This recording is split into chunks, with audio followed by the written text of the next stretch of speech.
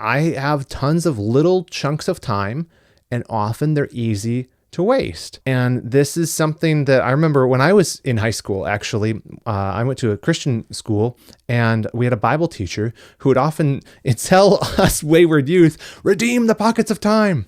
I remember my friends and I laughing at that because it sounds like something from a sci-fi movie. We've got to redeem the pockets of time. And later in life, I just realized how wise that counsel was, though.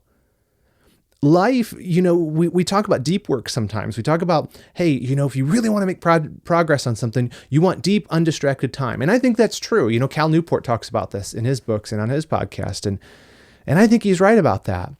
But life is hard to organize that way, and it's very fragmented most of the time. How do we patch the leak in our hourglass so that we're not losing little 5-minute, 10-minute, 20-minute chunks of the day to just distraction or useless stuff? The reason this matters is because, again, our time is a stewardship, but because there's so much time in these little pockets of time. I picture a gold panner, sifting through the silt of a creek bed. And you're like, well, why do you care? You're just getting little flecks of gold here and there.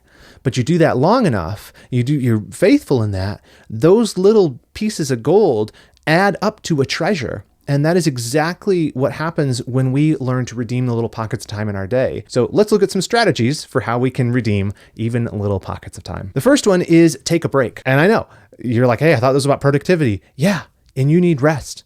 You're just a creature. You're finite. I think one of the things we want to avoid when we approach productivity as Christians is trying to min-max everything and trying to just say, I want to make the most of every possible second, and that means working all the time. No, it doesn't. You also need to take breaks. And so that's what I told Richard, who'd sent in that question, is one of the things I said is sometimes during those breaks, you should take a break. Go for a cup of coffee or tea if that's your thing, if you're British. Lay your head down for a little nap on your desk if that's possible where you work, or even just take a nap if you work from home or you're a stay-at-home mom or something. That is perfectly fine. You don't need to feel guilty about that stuff. Obviously, don't give in to laziness, don't give in to sloth. But if you need rest, take rest. So take breaks. So that's my first thing. Take a break with some of these pockets of time. Another thing you can do on the productivity front is, number 2, keep a little tasks list, right? I have a group in my little task management app in Notion where I drop in miscellaneous tasks that fit this description. Little 5-10 minute things, updating my passwords. I use Apple passwords, and they have like the password manager there will tell you, hey, these passwords, have been found in a data leak. I'm like, great. That's like 100 passwords. Okay. So I could go through them a little bit. I'll knock out 5 of these. Pay bills, right? Go through and take those little things that you need to tick off. Oh, I got to do that. I got to register the car. I got to do this. Hey, have a list of these. Chores. There's little chores you can get done during the day. Put those on there. A honey-do list. If you are like myself, a married man, your wife probably has things she wants you to do. Hey, that door hinge is squeaky. Hey, we need a new roof. That might take more than 5 minutes. Different things like that. The trick here is have a list, organize these in a place so that you can quickly be like, I got a 5-minute break here. Let me look at my list. I'll do that one. Oh, maybe I can knock 2 of these off. And little by little, you can whittle away at the minutia of life and redeem the pockets of time. Redeem the pockets of time. Okay. Number 3, read a few pages.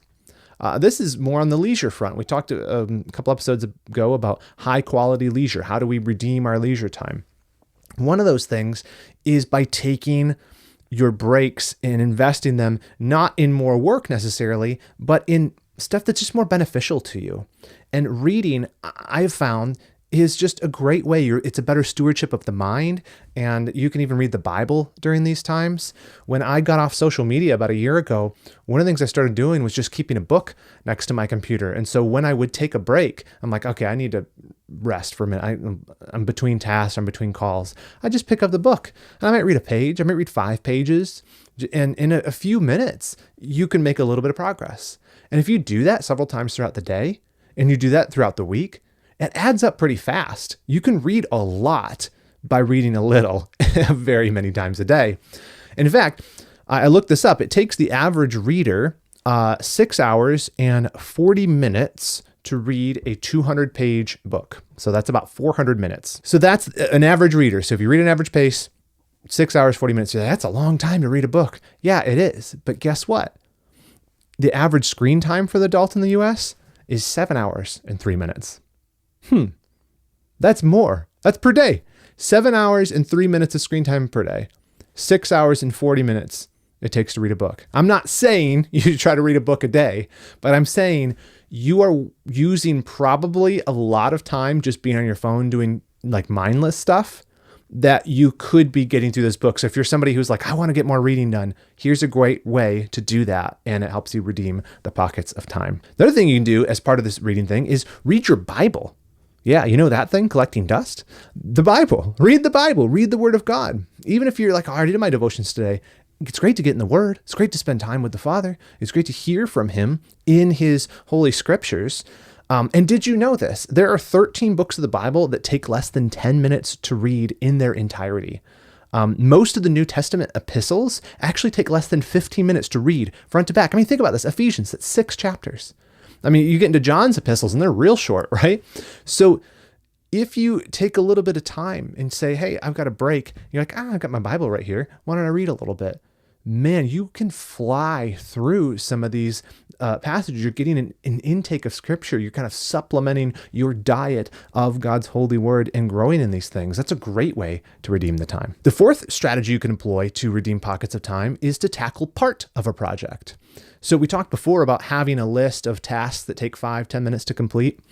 One of the advantages if you break down a project like we recommend in a Redeeming Productivity Academy, where you take your projects and part of your planning process is breaking down, okay, so what needs to be done here, is you actually have one of these lists made for you of here's some discrete parts of a big thing I want to do. You know, a lot of people who want to write a book, they lament the fact that, oh, well, I don't have long extended periods of time to sit down and write it. And that's best. Trust me. I mean, I've written several books. I prefer to have multiple hours in a row. That's not always a luxury we get though. But there are people that have written entire books on their commute, just tapping away on a 10, 20 minute commute on the subway, or hopefully not typing in the car. But I remember reading one story of a guy who dictated through voice notes the first draft of a book as he drove to and from work each day. But if you have a clear plan for your project, you can just tackle a little chunk, one bite at a time. Right? You don't fell a tree with one huge swing of the axe. You do it blow by blow. You just chip away, chip away, chip away, and eventually that thing falls.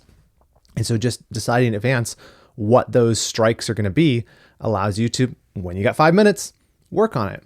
In fact, I do this with these videos and the articles I write and the newsletter and all that.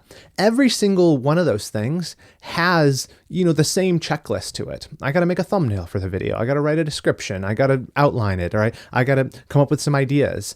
And guess what I do? Often in breaks, I'll be kind of daydreaming or whatever. And I'll be like, hey, oh, this would be a cool thumbnail. I'll make it. And it'll be a video that's way in the future. Oh, I should make I should write, an outline for this one. This is a topic I want to go through, and I'll just jot down the outline. And it takes like no time at all, but I'm little by little getting these things done so I can get ahead on them so that they're actually not this huge monstrous thing. It's just a project that I've been slowly chipping away at.